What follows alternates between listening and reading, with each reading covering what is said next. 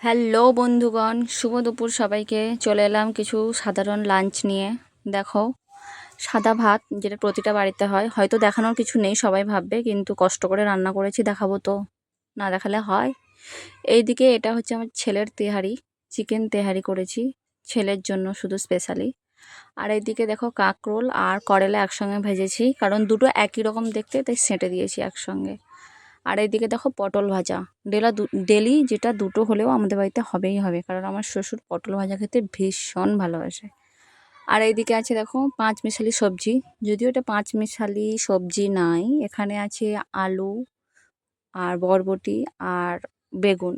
আর এদিকে আছে চিকেন, যেটা সপ্তাহে 4 দিন আমাদের বাড়িতে হবে, কারণ দরকার পড়লে এরা ডেলিও খাবে, কিন্তু চিকেন এরা খাবেই, চিকেন ছাড়া এদের হয় না। আর এদিকে লাস্ট পাতে থাকে আম, যেটা গরমের সিজনে প্রত্যেকটা বাড়িতে থাকে। তো চলো আমরা খাওয়া দাওয়া করে নিই, আর তোমরা কে কী রান্না করেছো কমেন্ট করে জানিও। Bye bye.